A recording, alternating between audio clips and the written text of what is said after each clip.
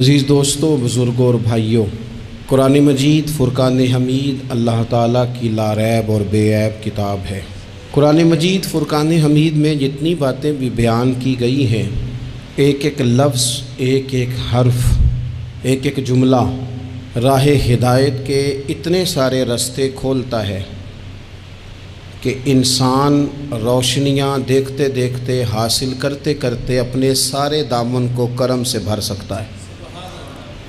قرآن مجید نے بعض چیزیں ایک دفعہ بیان کی، بعض کو 2 دفعہ بیان کیا، لیکن بعض چیزیں قرآن پاک میں ایسی ہیں جسے بار بار بیان کیا گیا۔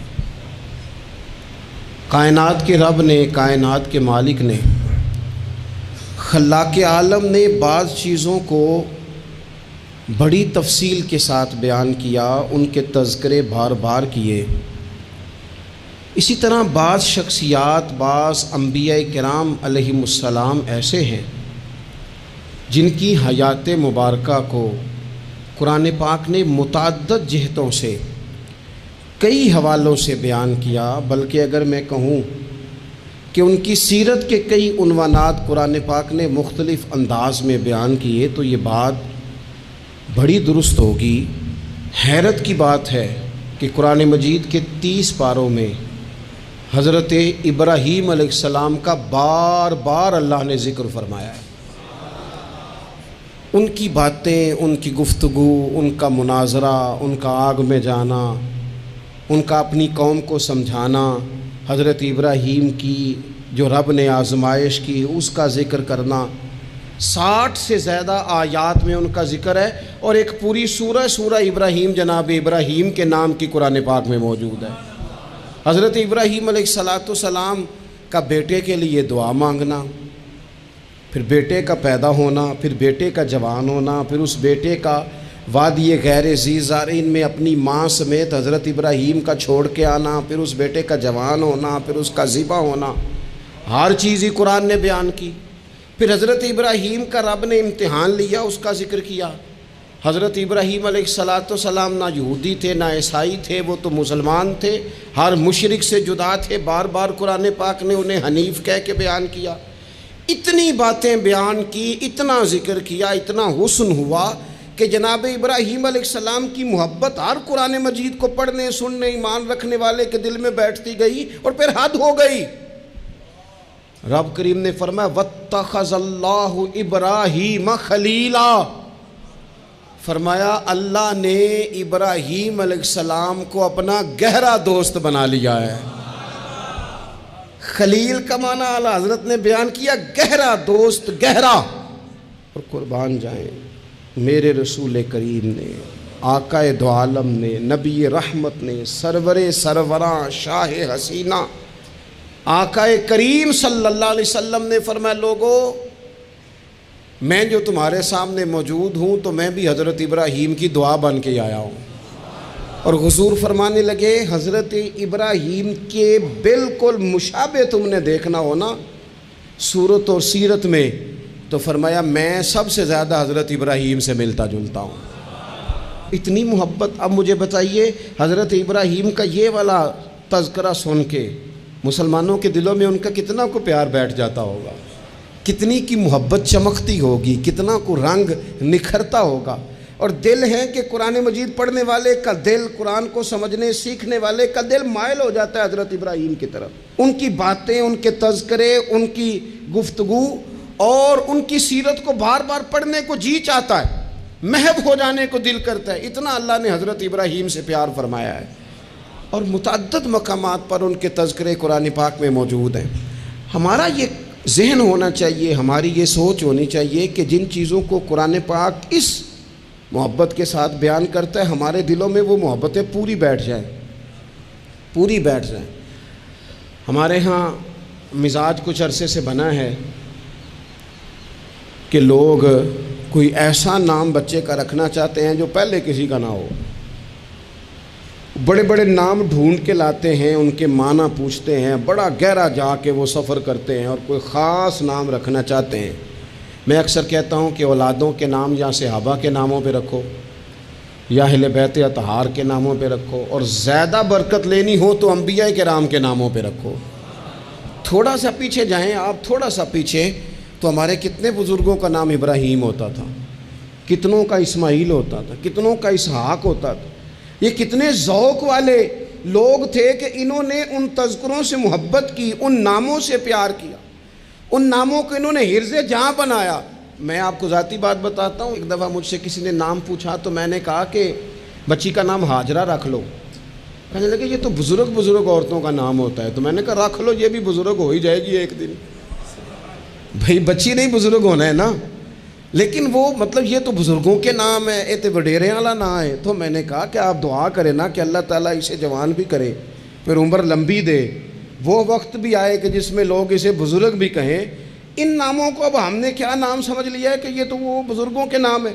ان لوگوں کی دلچسپیاں، ان لوگوں کا پیار ہماری طبیعت میں۔ حضرت ابراہیم علیہ السلام نے نا اپنی ساری حیات مبارکہ لوگوں کو دین کا صحیح سبق پڑھاتے گزاری۔ عقائد جو ہوتے ہیں نا ان کی پختگی انسان کو پختہ کرتی ہے۔ جب تک لوگ نظریاتی طور پر پختہ نہیں نہ ہوتے، وہ زندگی میں کسی شعبے میں بھی مومن بن کے وقت نہیں گزار سکتے۔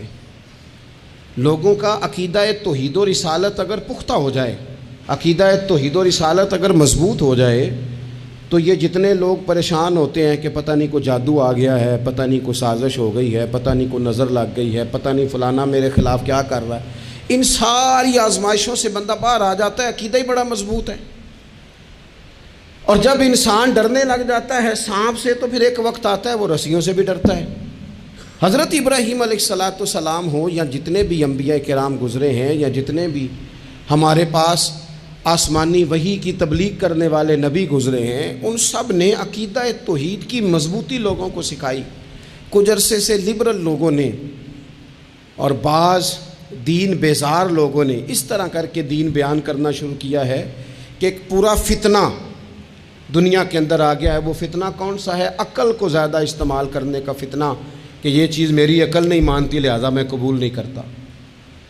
وہ لوگ پھر آہستہ آہستہ دور نکل جاتے ہیں۔ دین اسلام روحانی دین ہے، تو بعض عقلی دلائل جن سے بندے کو پوری طور پر سمجھایا جا سکے، سکھایا جا سکے، حضرت ابراہیم علیہ السلام ان کا بار بار بیان فرماتے ہیں۔ دیکھیں، رب وہ ہوتا ہے جو حی بھی ہو قیوم بھی ہو۔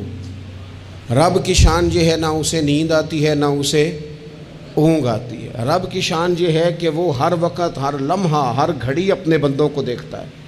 وہ ہر ایک کی ضروریات سے آگاہ ہے، کسی کو کتنا چاہیے، کب چاہیے، کیا چاہیے، مالک ہر وقت جانتا ہے۔ اللہ تبارک و تعالیٰ اپنے بندے کے سکھ سے، دکھ سے، آزمائش سے، امتحان سے، کامیابی سے، ہر چیز سے آگاہ ہے۔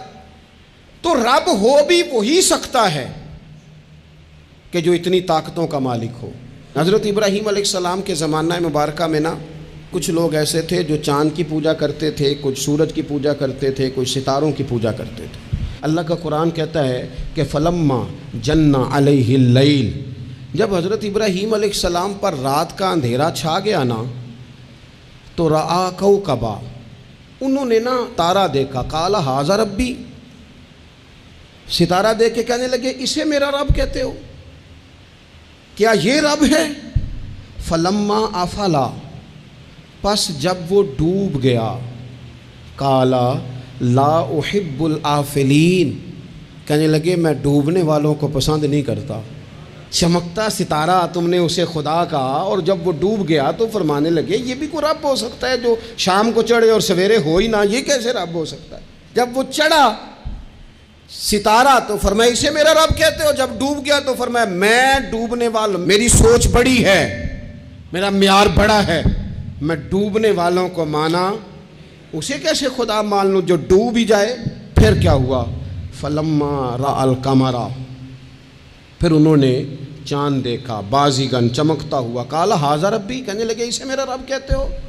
فلما افلا، پھر وہ بھی ڈوب گیا، چاند بھی ڈوب گیا، قال لئن لم یہدنی ربی لأکونن من القوم الضالین، فرمانے لگے اگر میرا رب مجھے پہلے سے ہدایت نہ دیتا تو میں بھی گمراہ لوگوں میں سے ہو جاتا۔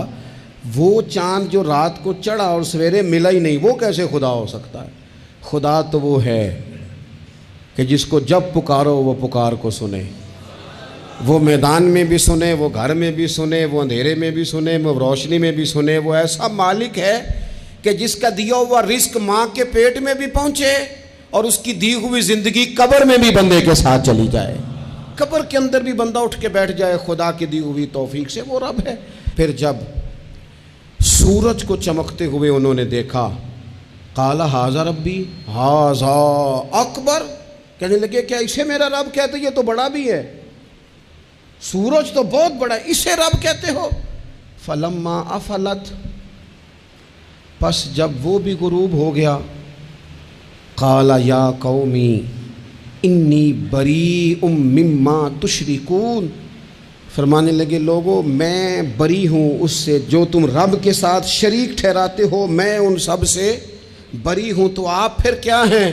کہنے لگے انی وجہت وجہی للذی فطر السماوات والارض حنیفا وما انا من المشرکین، کہنے لگے میں نے ہر باطل سے جدا ہو کے اپنا منہ اس رب کی طرف کر لیا ہے جو زمین و آسمان کو پیدا کرنے والا ہے، اور میں مشرکوں میں سے نہیں ہوں۔ میں نے اپنا منہ اپنے رب کی جانب کیا، میں نے اپنی توجہ اس طرف کی ہے جو زمین و آسمان کو پیدا کرنے والا ہے۔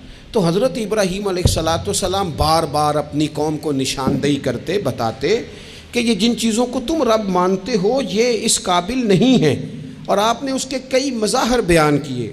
کئی آپ نے ان سے کہا کہ ان بتوں کی پوجا کرتے ہو جو نہ نفع دے نہ نقصان دے، ان کے سامنے جھکتے ہو، نہ تمہاری آواز سنے نہ بات سنے۔ دنیا میں ڈھیر ساری بت پرستی ہے آج بھی، اور مسلمانوں کو حاجت ہے کہ وہ قرآن مجید کی آیات کو یاد کریں، حضرت ابراہیم علیہ السلام کے ان دلائل توحید کو وہ ازبر کریں۔